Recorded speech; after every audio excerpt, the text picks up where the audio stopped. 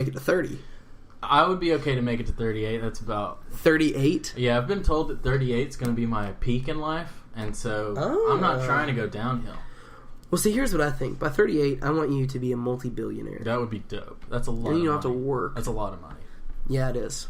We had that money conversation not too long ago. That was one of my favorites. How much money is actually, Anywho, I'm just saying, I think that your friends you want in your life for a long time. I don't know. It is a weird dynamic. I don't really know what I'm trying to say, other than the Fast and Furious thing. You just wanted to plug Fast and Furious? I've never seen them. I just know that the stakes are higher. Is that the tagline or some shit? I don't know. Or you just say that? Oh, I saw the trailers. Okay. And the trailers are definitely different. But Vin Diesel is a lot younger looking in the first one. So I know... that was so long ago. I know that the stress of the films have started to take more of a toll on him. Stakes. Yeah. Oh my god. No, it's an interesting thing because, like, I have recently, over the last year at least, learned to, at least for the first large portion, like, if I were to be in a relationship, is like, friends first, no matter what. Like, your boys are always number one, and that's how it should be. But I don't know at what point that switches. You know what I'm saying? Yeah. I think, well, I don't want to, I really like, sorry, my mind's all over the place, and I pulled up an article really quick.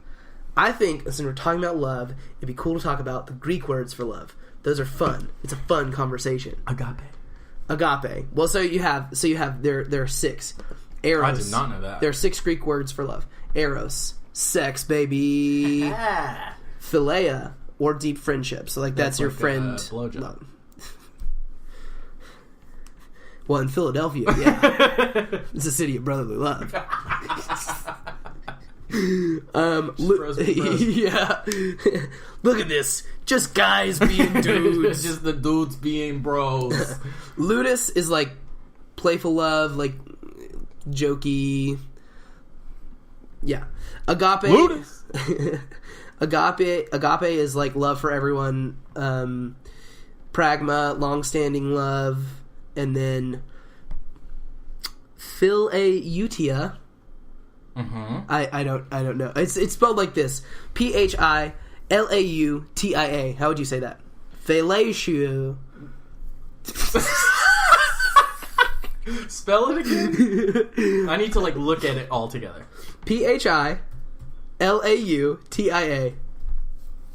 It's definitely not fellatio. I didn't know. I don't know how to read. You heard it here first, folks. It is. I don't know. Anyways, that one's the love for yourself. So you have a self-love, and then long-standing love for everyone, playful love, deep friendship, and sexual love.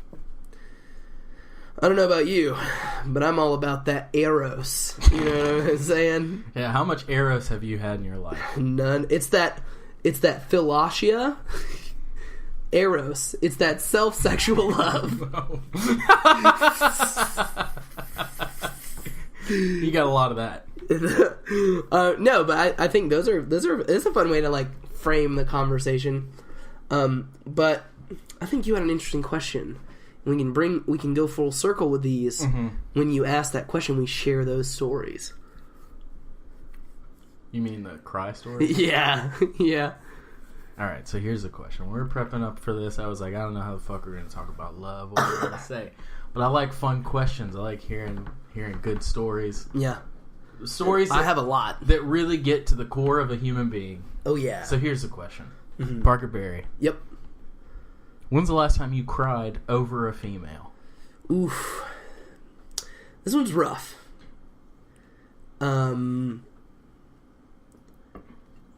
Oh, man. This is making me sad. I'm kind of getting sad about it. Okay. You're bringing up a lot of, what is it? Oh, my God. No, okay. I don't know. I'm not going to... Okay, so here's the story, right? I went over to Publix, and I bought a bottle of 19 Crimes. Great wine. Fantastic wine. I shared that with... Great sipping wine. It's tasty. Ooh, it's sweet. And ooh, baby, it's full like a nice body. red blend. It's good. However, red wine, without a doubt, always makes me a little bit emotional. That's just wine in general. If you give me some wine, you get any... White wine doesn't do it for me, though. It's only red wine that makes me cry. Every time. I don't cry. It's just like, it really just heightens my emotions. Like, I go full soccer mom for about 25 minutes. Yeah. And then we're good. Yeah. But for me, I was like, yeah, I'm gonna... So a couple of us were hanging out, and we caught wind of a party going on, right? And at this point, I'm like halfway through that bottle. Mm-hmm. So you're feeling good. Yeah, I was feeling good. And so, thank you, Tennessee, open container laws. So I just grabbed that bottle of wine, had a nice, responsible, designated driver. Mm-hmm. Remember that on Valentine's Day. Yep. If you're drinking, get somebody to drive you. Don't be stupid. Get a Uber. They probably have a Valentine's deal. I bet they do. I actually bet they do. How much do they charge you if you have sex in a Uber? Because it's like $300. Are you talking about Eros? I am talking about Eros love. In the back of a Uber? Mm. If you throw up, it's like $300. So, is it really $300? Yeah, so it's like $200 or $300. Oh yeah. So I can't imagine. Does the driver get to keep that to like clean the car, and then any extra is like theirs to keep? Yeah. I hope when I start Ubering, that every single person that gets in my car throws up. I promise you that you don't. Like, because you have to clean up a stranger's vomit. But think about that money. But think about touching someone you don't know. Well, here's what I'll say about that is, like, I would pay someone else to do it. Oh, really? Yeah, and then you just keep the rest of the money. Yeah. And your car is clean all the time. Except for when they have throw up. Where was I going with that? Okay, anyway, so we go to this party. Okay, yeah. We go to this party, and I see... She's not my ex.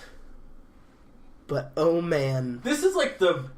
I was going to say... Okay, here's what I was going to say. Yeah. But I'm going to explain it. I was going to say, this is like the big girl, right? But not size. Yeah. I mean, like, this is... Like, you are pretty hung up on this girl for a long time. It's and like... still maybe... Might be? Well, I think in the context of the story, now that I'm talking about it, I'm getting a little emo, because, like, it's just bringing up this feelings. Right. But no, I'm fine. I'm over her. It's fine. I'm fine. Everything's fine. No, I am. I really am. Okay. It's fine. I'm fine. I'm fine. No, I am. I'm fine. Fuck. No, so so we get there, and at that point, like, I am drunk. Yeah. Because it was half a bottle of wine. And I get there. Okay, well. You know me. You know me, baby. I am cheap. Yeah. But I get there, and I walk in, and somebody is like, "Hey, Parker, you ever funneled a beer before?" And I was like, no. Oh, I remember this party now, because I got that Snapchat. Yeah. And so I did that, and so again, just a lot happened. Mm-hmm. And so the party's actually at this girl's house. Now, I knew that. Okay. But... Were you hoping that something could happen? Not in the sense of, like, you could, like, talk to her, or, like, maybe... Absolutely. And be like, hey, let's do this thing. Absolutely. Well, not let's do this thing, but, like... In the sense of, like, let's... Like, hang out. Let's... Yeah. Let me make moves. And so, I mean, it's hard to, like, explain the story without a little backstory. Basically, it was just, like, on again, off again. I want to be with you. I don't want to be with you. I'm going to try to do the quick spark notes. It was a conversation we had and I thought she was going to say that she didn't want to be with me. So I swung out of the gate saying I didn't want to be with her. But I really, really wanted to be with her.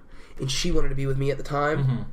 But because I said that first, because I thought she was going to say she didn't want to be with me, I know, that's like, is that confusing? Does that make sense? It's quite confusing. Does it make sense? I think I can track with you. Okay, so. I'll say it one more time slower. We were going to have a conversation about finally, like, making the relationship official. And I had caught wind from someone that she did not want to be in the relationship and that it wasn't going to happen. Okay. So I come out of the gate and say, hey, I don't think that we should do this anymore. You've played the game and the game played you. Yes. And she responded, yeah, I'm glad you said that. I felt the same way. So, turns out... I'm sad. Turns out she wanted to be with me and I wanted to be with her, and it just didn't happen. Moral of the story, don't play games. Don't play games.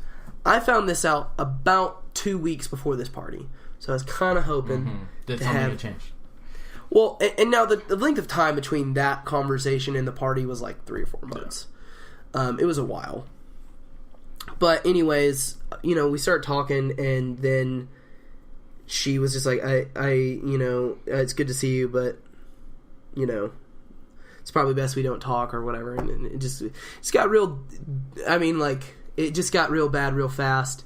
Her friends came up and tried to pull her out of the conversation because they know. Ooh. Yeah, it was like pretty heavy stuff. What do you, in that situation, what do you do?